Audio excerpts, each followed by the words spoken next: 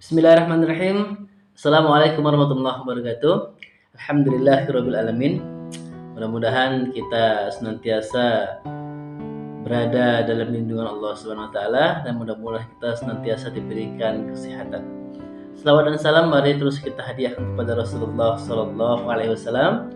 Allahumma sholli ala sayyidina Muhammad wa ala ali sayyidina Muhammad. Mudah-mudahan kita yang senantiasa istiqomah berselawat, kitalah nantinya yang akan menjadi umat langsung mendapatkan syafaat dan pertolongan dari baginda Rasulullah sallallahu alaihi wasallam. Amin ya rabbal alamin. Sahabat-sahabatku yang dimuliakan Allah, mari kita terus senantiasa meningkatkan ketakwaan kita kepada Allah, yakni menjalankan apa-apa saja yang diperintahkan Allah serta menjauhi apa-apa saja yang dilarang oleh Allah Subhanahu wa taala. Mudah-mudahan ketika kita istiqomah menjalankan apa yang diperintahkan Allah serta meninggalkan apa yang dilarang oleh Allah Subhanahu wa taala, kitalah yang nanti yang menjadi manusia terbaik di hadapan Allah Subhanahu wa taala, manusia terbaik di dunia dan juga di akhirat. Sahabat-sahabatku yang dimuliakan Allah Subhanahu wa taala, kali ini saya akan menyampaikan cara untuk memperbaiki hati. Kenapa sih kita harus memperbaiki hati? Nah, karena hati inilah tempatnya marah, tempatnya benci, tempatnya sombong, tempatnya kikir, tempatnya pelik, tempatnya merasa lebih dari yang lain, angkuh. Sehingga kita harus sesering mungkin memperbaiki kita punya hati. Agar apa? Agar kita tidak terkena penyakit hati.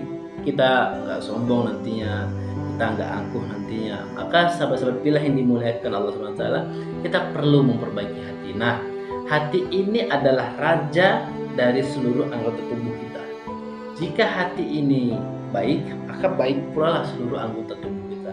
Sebaliknya, jika hati kita ini rusak, busuk, maka begitu juga lah rusak, busuk seluruh anggota tubuh ini. Maka anggota tubuh ini tergantung bagaimana hatinya.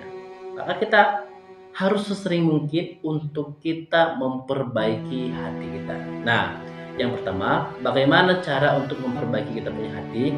Yang pertama itu adalah menyadari kesalahan-kesalahan yang sering sekali kita lakukan. Kesalahan apa? Kesalahan mata kita. Sudah berapa banyak dosa yang kita lakukan dengan mata ini. Menyadari kesalahan dari mulut. Sudah berapa banyak dosa dari mulut kita ini kita lakukan. Bagaimana dengan tangan kita? Bagaimana dengan kaki kita? Bagaimana dengan telinga kita? Bagaimana dengan akal yang Allah berikan kepada kita? Maka sesering mungkin kita harus sering-sering untuk sadar atas kesalahan-kesalahan yang selama ini kita lakukan. Setelah kita menyadari, nah yang kedua adalah menyesal atas apa yang sudah kita lakukan selama ini, dan kita akan berjanji kepada Tuhan kita tidak akan mengulangi di kemudian hari. Itulah dia, sadar, menyesal, belajar juga untuk menyesali.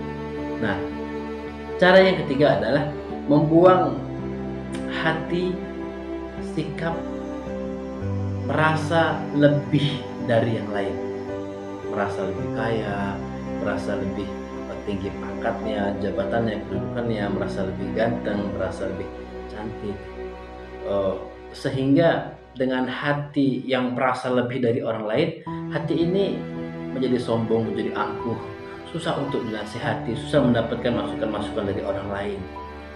Bisa jadi kebenaran itu bisa jadi loh datang dari anak kecil. Bisa jadi loh kebenaran itu datang dari anak SD, datang dari anak SMP, datang dari anak SMA. Atau bisa jadi kebenaran itu bisa jadi datang dari orang yang bodoh. Bisa jadi. Maka kita ini harus belajar untuk merendahkan kita punya hati. Jangan merasa saya kaya, saya lebih pintar daripada kamu. Kenapa pula kamu yang menasihati saya? Saya lebih tua loh daripada kamu. Kamu kan baru anak kemarin sore, jangan nasihati saya. Saya kan harta saya lebih banyak. Kok saya lebih mendengarkan omongan si miskin? Kok saya lebih mendengarkan omongan si susah? Nah, inilah rusaknya kita punya hati ini, hati yang merasa lebih dari yang lain. Maka hati yang seperti itu silahkan dibuang, silahkan rajin-rajin kita membersihkan hati yang merasa lebih dari yang lain, sombong. Allah tidak menyukai orang-orang yang sombong. Nah, apabila kita sombong, kita merasa lebih dari yang lain, maka apa bedanya kita dengan iblis? Apa bedanya kita dengan syaitan? Sahabat-sahabat pilihan yang dimuliakan oleh Allah Subhanahu wa taala, yang pertama tadi menyadari, yang kedua menyesali, yang ketiga membuang hati, membuang sifat merasa lebih dari yang lain, dan yang keempat adalah bertaubat kepada Allah Subhanahu wa taala. Bertaubat kepada Allah Subhanahu wa taala. Karena dengan taubat inilah, dengan kita berserah kembali kepada Allah lah, kita akan menjadi bersih kembali, kita akan menjadi suci kembali. Bertobat kepada Allah Subhanahu wa taala. Karena memang Allah yang menyampaikan kepada kita, "Faqultu astaghfiru rabbakum innahu kana ghaffar." Sebanyak apapun dosa kita, datanglah kepadaku, kata Allah. Maka dosa kita pasti akan diampuni oleh Allah Subhanahu wa taala, baik dosa mata kita, dosa kedua tangan kita, dosa mulut kita yang pernah merendahkan orang lain, yang pernah menghina orang lain, yang pernah menghading, yang pernah mencaci, memaki. Maka pasti Allah Subhanahu wa taala akan mengampuni seluruh dosa-dosa kita. Yang keempat dan yang terakhir, yang kelima, bagaimana cara untuk membersihkan kita punya hati? Yang kelima adalah, ayo kita semua belajar untuk ridho atas apa yang Allah berikan, atas apa yang Allah takdirkan kepada kita. Ridho atas apapun itu yang Allah berikan kepada kita. Inilah susahnya dan sulit untuk kita. Ketika kita diberikan kenikmatan, susah lidah ini, lisan ini mengucapkan alhamdulillahirabbil alamin. Dan ketika kita diberikan ujian, maka susah juga lidah kita ini, perilaku kita ini untuk bersabar. Padahal bagi orang-orang yang beriman kepada Allah, tidak ada yang tidak baik yang Allah berikan kepada kita. Semua baik dan pasti baik. Maka ridholah atas apa yang Allah berikan kepada kita.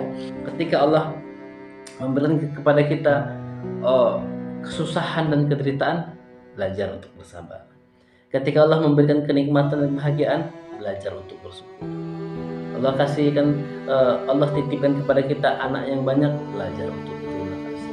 Allah menitipkan kita sedikit anak, belajar berterima kasih, belajar bersyukur.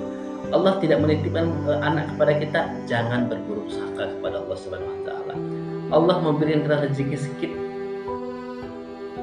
belajar untuk menerima, berterima kasih kepada Allah Subhanahu wa taala. Jangan pernah kita berburuk sangka kepada Allah, dan jangan sekali-kali kita menyalahkan Allah Subhanahu wa taala. Sahabat-sahabat pilihan yang dimuliakan oleh Allah Subhanahu wa taala, ketika 5 ini ada di dalam diri kita dan kita mulai untuk memperbaiki, maka insya Allah hati kita akan menjadi bersih kembali. Hati kita tidak akan kotor. Hari ini, saat ini hati kita ini terlalu kotor sehingga kita sombong, kita dengki, kita iri, kita pelit, kita hasad, kita hasut, kita merasa lebih dari yang lain. Maka yuklah untuk belajar sadar atas kesalahan-kesalahan apa yang sudah kita lakukan. Yang kedua, menyesal, beristighfar kepada Allah SWT. Ketiga, membuang hati yang merasa lebih dari yang lain. Keempat, bertobat kepada Allah SWT. Dan yang kelima adalah ridho atas takdir yang Allah berikan kepada kita. Sahabat-sahabatku yang dimuliakan oleh Allah SWT, ketika kita sudah menjalankan kelima ini, maka pastilah kita akan memiliki hati yang bersih. Demikian, semoga menjadi iktibar, semoga menjadi pelajaran buat kita agar kita terus menjadi pribadi, manusia, insan yang hatinya senantiasa bersih. Assalamualaikum warahmatullahi wabarakatuh.